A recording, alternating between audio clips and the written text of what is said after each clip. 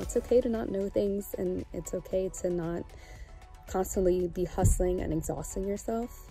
Because if you beat yourself up about things that you haven't done or you should be doing with whatever your business is, it's just not good for your mental health, and you're not going to make yourself any more productive.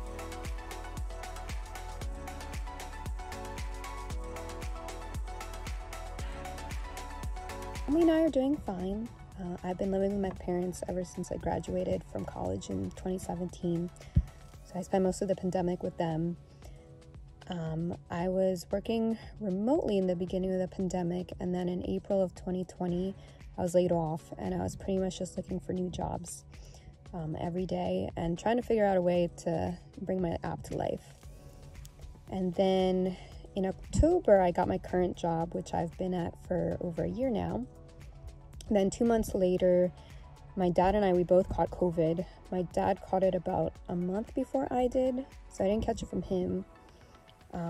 And my mom got lucky. She didn't get COVID from either of us. She never got it. But fortunately for me and my dad, we didn't have any dire symptoms. We got back to normal about a week after having COVID. And things have been pretty much back to normal since then, aside from just like wearing masks to places and being able to work from home a couple times a week. Mutualii is an app for finding friends, romantic matches, or both based on similar interests. I came up with the concept in 2017 after graduating from college. So at the time, I was watching LinkedIn tutorial videos at my desk. I didn't really have much to do at my first job, so I was just watching hours and hours of videos, wanting to fall asleep. And I started thinking, like, okay, how can I be more productive? What can I create? And what's a business idea that I can make that can make me some passive income? So I started thinking about, okay, Michelle, what do you know? What do you like? I thought, okay, I like designing. I love Latin dancing. I love salsa and bachata. And I like meeting new people. I also had a lot of experience with dating apps, because in college, even though I went to a city school, I went to University of the Arts in Philadelphia. There were a lot of people walking on the streets, but the school itself was really small. And I couldn't find anyone that I was romantically interested in. So Tinder was actually my first dating app that I downloaded. And I was looking through this app and I was like, okay, it's a lot of pictures. During that time, they didn't have anything to do with interests. And I really wanted to find people that were into the same things as me. So that was the first app that I downloaded. And then once I moved home after graduating, it became much harder to meet people, because I was living in a town where it was a lot of families, a lot of older folks, not many people my age. And to this day, I still haven't met many people my age in my town. So I travel to Philadelphia on weekends to visit my friends. And so I downloaded other apps like Hinge and Bumble. It was a lot of swiping through profiles, but at the time they didn't have anything to do with interests. So I started thinking of an app idea where interests were at the forefront. So basically, when you download the app, you pick your main interests. So say you're into tennis, you would pick wellness and fitness would be your main category.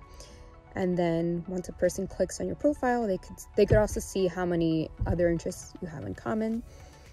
But I thought, okay, what's something else that can differentiate my app from others? And I thought about a compatibility percentage. So when you go set up your profile, you pick what desired traits and preferences you have in a partner, and they do the same. So for instance, do you want a person that's a heavy sleeper? Do you want kids? Are you big into exercise? These are all things that would be accounted for in the percentage. And then not only that, I wanted to have a lot of filters in my app.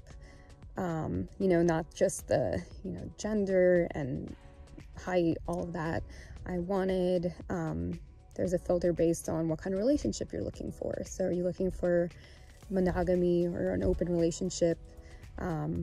And then you can also filter by your availability. Are you only available weekdays or weekends? And so basically, once I had this idea, I started sketching it, and then I prototyped it in a program called Adobe XD. And then once I had that, I actually posted it on Facebook, and I had a friend tell me to take it down and so that nobody copies the idea, and told me to send it to a friend of his that was a developer. I actually went through 3 different sources before I landed on the agency that built my app. And I outsourced my app, and I know that, people say that when you outsource, if you don't pay a lot for something, you're not going to get great quality. And, definitely that was running through my head because I already went through 2 different sources. But I'm actually very happy with the agency that I ended up with. They did a great job with the user interface. It's very friendly.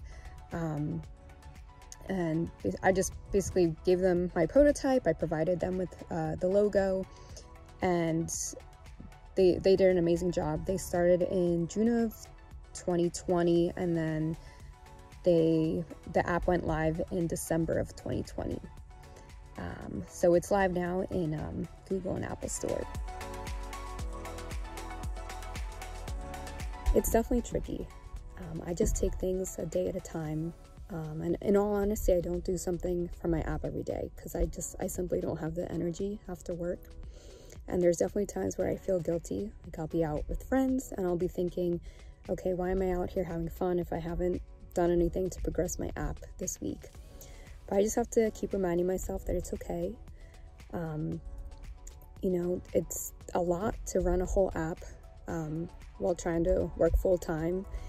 And I'm new to business, I'm new to the startup world, so I just have to constantly come to terms that, it's okay to not know things, and it's okay to not constantly be hustling and exhausting yourself.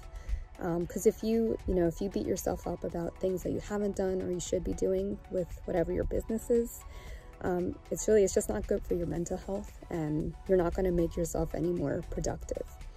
So I have to just value the things that I've done and how far I've come. And so right now I'm just looking for mentors, trying to figure out what my next steps are. And I'm trying not to let it take away from doing things that I love with the people that I love. If you're looking to work for a company, a lot of companies want to see that your skills and portfolio are tailored to their needs. So some companies want a designer that's good with email and marketing campaigns. Others want designers that are good with social media or print production. Personally, I found my niche in packaging design.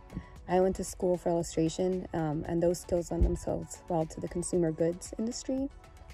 So right now I make fun designs for products and packaging, and it's very much the very creative side of graphic design, which is awesome. And then another word of advice is if you're fresh out of college and you're looking at job descriptions and you see requirements like they need 2 people with 2 years of experience, and you think that you can't apply because you don't have that much experience, definitely still go for it. Realistically, companies just want someone who can be trained and someone who's eager to learn.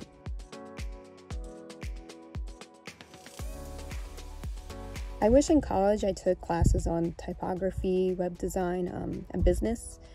With the way my college worked, I don't remember if that would have been doable, but I think those classes definitely would have been helpful.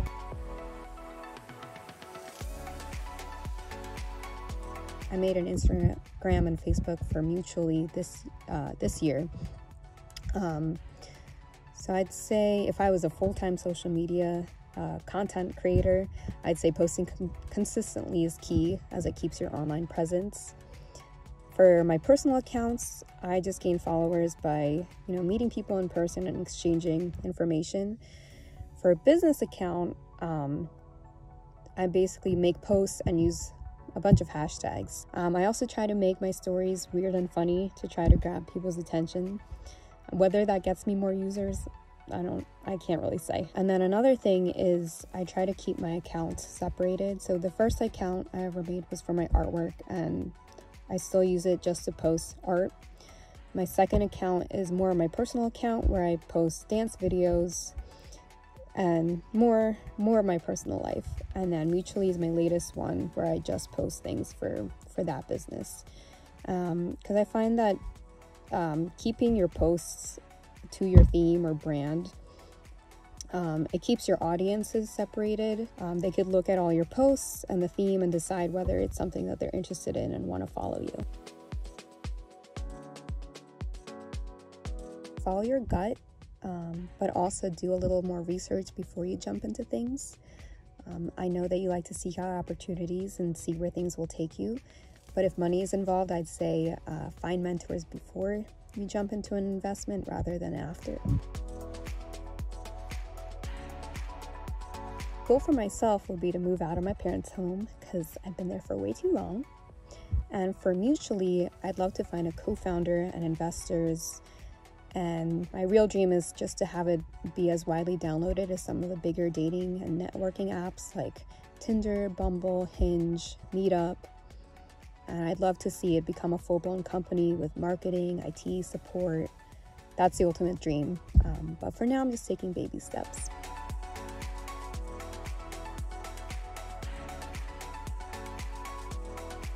Be the change you wish to see in the world. I can stretch my thumb to my forearm.